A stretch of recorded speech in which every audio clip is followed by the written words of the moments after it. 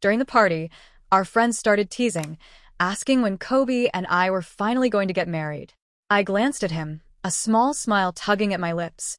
He fell silent, fidgeting awkwardly and quickly changing the topic. The friend who'd asked shot me an embarrassed look, like they suddenly regretted speaking. I didn't break my smile. I just took a slow sip of my drink. I've always procrastinated, but I'm not helplessly stuck. And in that moment, I made up my mind. I was done waiting. I was ready to let Kobe go, and in doing so, set myself free. The brief tension dissolved, and the party buzzed back to life. I laughed along with everyone else, genuinely happy for Sophie and her fiancé. The stars of the night. The teasing had started when Sophie's boyfriend had knelt mid-party to propose, and her joyful yes made Kobe and me the last couple in our circle still unmarried. During a round of party games, Sophie slid into the seat beside me and squeezed my hand lightly. I returned her gesture with a reassuring smile. Of all our friends, Kobe and I had been the first to fall for each other, and everyone expected we'd also be first to marry. But that had been 6 years ago. And here we were, still just boyfriend and girlfriend. By night's end, only Kobe, Sophie, her new fiancé Alex, and I remained. Sophie hugged me tightly, whispering, "Jen, whatever you do, don't settle for anything less than you deserve." I hugged her back, keeping my voice light. "I won't." After waving them off, I turned toward Kobe's car. He didn't look up from his phone. "Lola's stuck at the office. Her battery died, so I'm going to pick her up." "Okay," I murmured, reaching for my purse. The second he said her name, my fingers had already opened the rideshare app. As if on cue, a car was confirmed just as he finished speaking. Finally, he glanced up. "You've had a bit to drink. Be safe getting home." "I'm heading out now." I replied. As his car rolled away, I stepped back, avoiding the exhaust. Then my phone buzzed with a voice message from him. Normally, I'd fumble for my earbuds, eager to hear his tone. Tonight, I didn't care. I let the transcription run instead. "I'll head back after I drop her off. Don't overthink it." That was new. He'd never given reassurances before when he was with Lola. I typed a simple reply. "Okay." The typing bubble appeared, then vanished. Nothing else. I didn't mind. Since making my decision, a calm had settled over me. Before, thinking about Lola, Kobe's childhood friend, had twisted me into knots of anxiety and doubt. She had changed me into someone I barely recognized. I'd lost count of the number of fights we'd had over her. And every time, he'd just stare, detached and cold. "When will you stop? I see Lola like a sister. Her parents asked me to watch out for her, that's all. I hired her because she's qualified. Stop being paranoid. If that's what you want to believe, there's nothing I can do." The same excuses, repeated over and over. I could recite them in my sleep.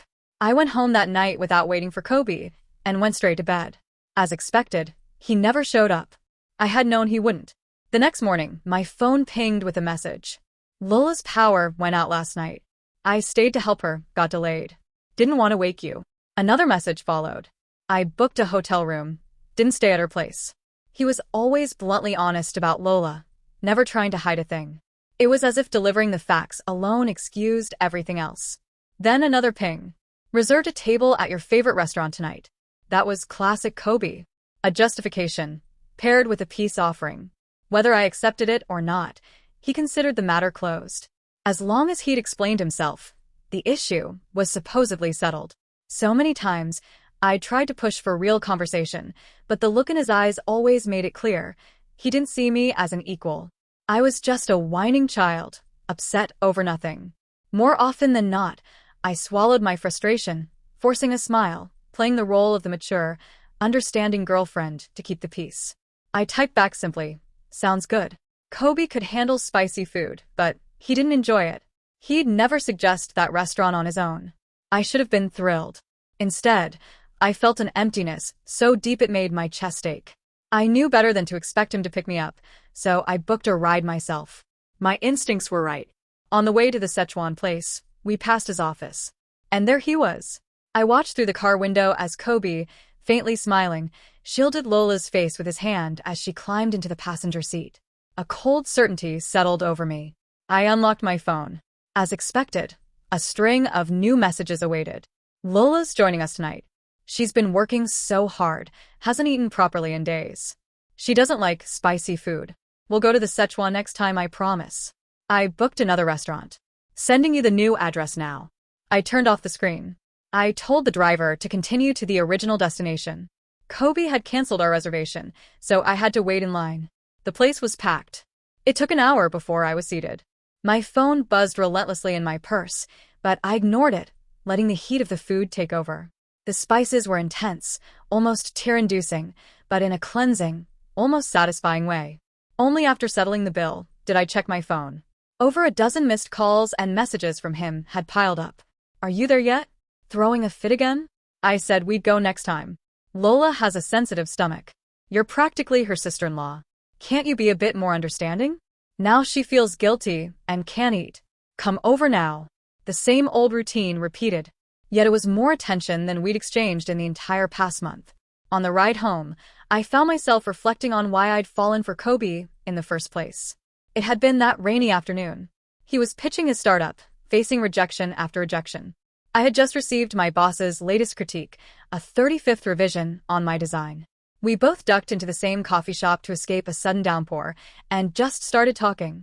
Awkward at first, small talk filling the silence. But by the time the storm passed, we had clicked. After that, being together felt effortless, inevitable even. I had never believed in love at first sight. It seemed shallow, fleeting, too sudden. Yet 6 years with Kobe often felt like a rare stroke of luck, like I had stumbled into a soulmate by chance. Now, thinking back, were these 6 years ever really about love? Or had I just been putting off the inevitable breakup, clinging to the comfort of a habit? Sophie dragged me out for drinks. With wedding plans about to consume her, she wanted one final evening of relaxation before chaos took over. She's a lightweight, and soon enough, tipsiness made her slur her words, but even drunk, she insisted on making sure I got home safely first. A pang of bittersweet affection hit me. My best friend, drunk and carefree, still thought of me. Kobe, on the other hand, would always put Lola first. It's fine, I soothed her. I'll stay at your place tonight. We can go home together. I had moved out of Kobe's for a few days, needing space to untangle my thoughts. With Alex out of town, Sophie had insisted I come keep her company during her final days of freedom. Once back at her apartment, I helped her onto the sofa, her words slurred but clear. Jennifer, if something's broken, throw it away. Don't force it. She had known me for over a decade. Even unsaid emotions were obvious to her. I smiled, brushing her hair back gently. Then my phone lit up with messages from Kobe. Done with your tantrum yet? When are you coming back? Come home, and I'll take you to that Szechuan place, how about it? You're an adult, Jennifer. Running off isn't mature. Do you think this is responsible? For the first time, I didn't reply. Alex returned from his trip, and I figured it was time to leave, but Sophie wouldn't hear of it. She sent Alex off to his parents' place for a few days instead. He gave her a resigned, affectionate look, agreeing without protest, and even asking me to take care of her. I felt mortified, but Sophie waved me off. Don't be silly. Stay as long as you need, sister. A few days later, she mentioned Alex was hosting a small gathering for a university friend visiting from abroad. It'll be a mix of people, she said. You should come. I knew she was trying to distract me, worried I might spiral into gloom. I agreed, seeking a change of scenery. The party was at an upscale lounge where Alex was a partner. There, I met his guest, Julian Chung. Julian's gold-rimmed glasses gave him a refined, scholarly appearance, but his charm was effortless and his humor contagious. He kept the energy of the room lively without even trying. Through conversation, I learned he had built his own company from scratch, taking it public within a few short years despite coming from a wealthy background. As the evening drew to a close, he asked to connect on social media. I froze, a little embarrassed. My breakup with Kobe wasn't official. Julian seemed to notice my hesitation. Don't misread this, he said. Sophie showed me your design work, so polished, yet creative. I was just curious if you'd ever considered a change in environment. I glanced at Sophie. She shrugged. I just showed him your portfolio. The rest is up to you. At least connect. You can decide later. I had to admit, the idea was tempting. I pulled out my phone and scanned his QR code. Jennifer. I spun around to see Kobe, his face stormy. He stormed over, grabbing my arm. I quickly accepted the friend request before wrenching my arm free. His expression was a mix of disbelief and scorn. I thought you'd be reflecting on your tantrum, maybe regretting it. Seems I just interrupted, huh? Yeah, Jennifer. A syrupy voice chimed in. Kobe's been so concerned about you.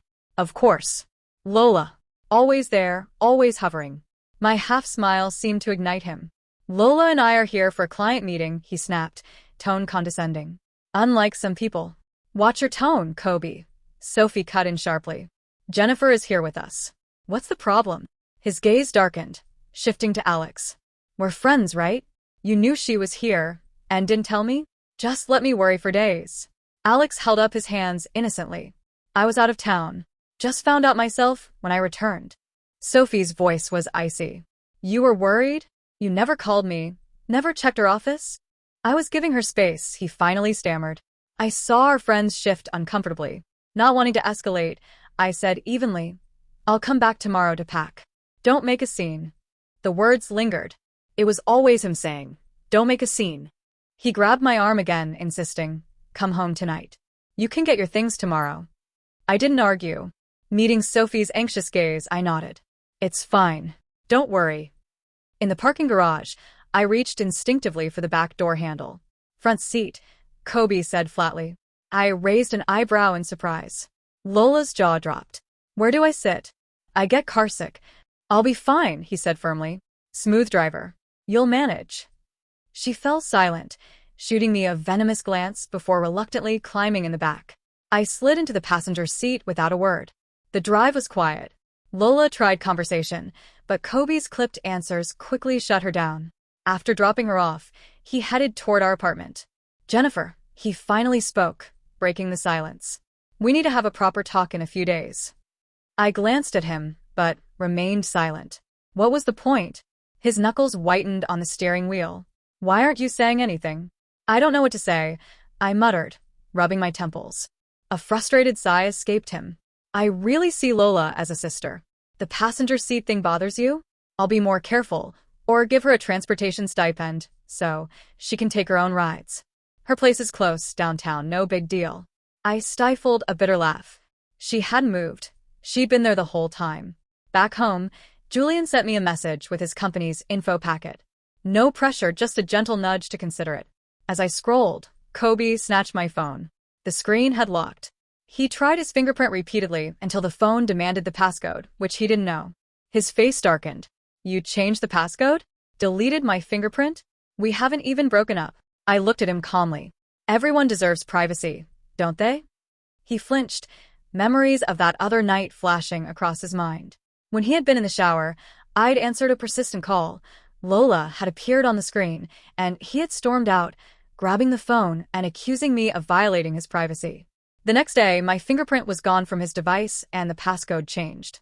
I retrieved my phone, ignoring his stunned expression, and moved to the master bedroom with my pillow and duvet. Kobe blocked the doorway, eyes fixed on me. What are you doing? I have things to sort tonight. I'll sleep in the guest room. Won't bother you. A muscle in his jaw twitched. So, now you won't even share a bed with me? I didn't answer. He pushed past me, slamming the bedroom door behind him. I shook my head and went to the guest room. Just as I finished making the bed, the door swung open. Kobe stood there, phone in hand, eyes cold and imperious. Come on, let me add your fingerprint, Kobe said, that familiar air of authority in his voice, like he expected gratitude, or at least a tiny, playful fight, before all would be forgiven. His pattern was always the same, a push followed by a peace offering. I just smiled. No need for that anymore. He froze, expression hardening, then sneered. Fine. Suit yourself. The door slammed, and he was gone. For the first time in months, I slept soundly. The next morning, I stepped into the kitchen to a rare sight. Kobe at the table, a full breakfast spread laid out. He was usually long gone by this hour. After years of making him breakfast, I felt entitled to one in return. I sat down. Some tension seemed to leave his shoulders when I took a seat. I've been thinking, he said. I'll reassign Lola to another role, and I'll keep my distance. I know I've been out of line, and I didn't consider your feelings. I'm sorry. But shutting me out like this isn't the answer either. Let's call it even. No blame. Just back to how things were. Okay. My appetite vanished. I put down my fork and met his gaze, expression unreadable. Panic flickered across his face. I've got to get to work, he stammered, abruptly standing. Enjoy your breakfast, honey. As he hurried out, I called after him. When you get home tonight, we need a proper talk. He froze for a second, then practically fled. That evening a message pinged. Honey, so sorry, big project. We'll be working late the next few days. Don't worry. I replied simply. That's fine. We'll talk when you're free. No response. Later, a new social media post appeared. A photo of him and colleagues working late. The mix of men and women clear. This pattern repeated for days. One night, he returned from a client dinner drunk, accompanied by an unfamiliar male employee. After the man left, I looked at Kobe passed out on the sofa and sighed. So he didn't know what bothered me.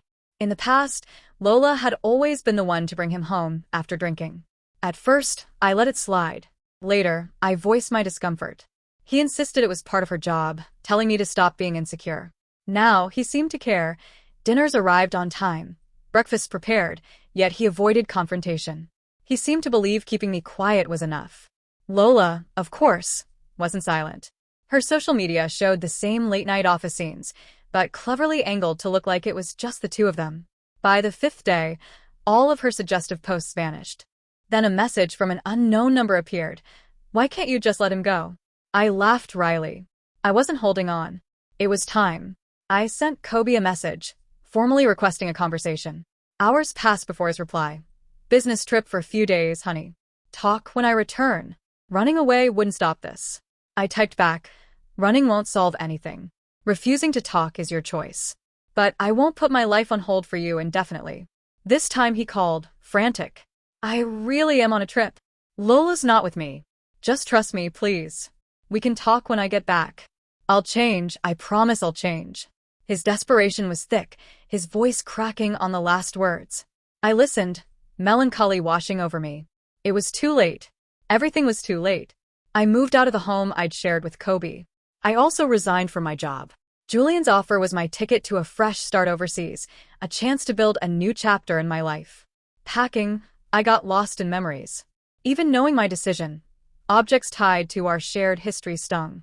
In the end, I left it all behind, keeping only what was mine. Sophie insisted I move in with her temporarily. But with her and Alex swamped by wedding planning, I couldn't impose. She sulked, giving me the silent treatment for 2 days. Then she devoted her free time to helping me find an affordable short-term apartment. Once I was settled, she stood in my new, empty space, eyes red. Don't you dare go abroad and forget to come back to see me. I hugged her. I won't. The minute I get vacation time, I'm on a plane back. She squeezed me tight. You know, Jennifer, I've been so happy lately. I teased, because you're finally marrying your Prince Charming? She shook her head. That's part of it. But mostly, I'm happy because you're finally free. You're not orbiting around Kobe anymore. It must have looked obvious to everyone else. I hugged her tighter. Thank you, Sophie, for everything. It wasn't until Kobe's name flashed on my phone that I realized an entire month had passed since I moved out. He must finally have returned from that so-called business trip. Scrolling through the call log, I saw dozens of missed calls and unread messages. Before I could react, another call came through. I answered. Jennifer, where are all your things? You moved out? Where did you go? I'll come to you. Just calm down and listen. I'll transfer Lola to another department right now. Just come back after you've cooled off, okay? His words tumbled over each other, leaving no room for me to speak. When he finally paused, I spoke in a quiet, steady voice. There's no need for that. Lola is your assistant. You shouldn't make changes for my sake. And besides, I inhaled, summoning resolve. Let's break up, Kobe. No, he shouted. I don't agree. I won't break up with you. He lowered his voice to a desperate plea. Can we just meet? Please? I know I messed up. I was wrong, Jennifer. I know that now. Just one more chance. You can't do this to me. Hadn't I given him countless chances? There were the times he pressured me into drinking to save face in front of friends, while shielding Lola from the same situation. The scarf I'd spent weeks knitting, wrapped around Lola's neck, because she was cold. The 7-figure necklace he bought her, while I got the cheap earrings that came free with the purchase, dismissed as if I didn't care about that stuff anyway. After 6 years of this, how could he claim I hadn't given him chances? I let out a soft, weary laugh.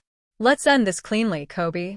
Without waiting for his protest, I hung up and blocked his number, social media, every route he could use to reach me. Just before my flight abroad, Sophie and Alex tied the knot. Less than 3 months had passed since their engagement, a whirlwind timeline, but Alex had clearly been planning well in advance. Sophie laughed, asking, "What if I'd said no?"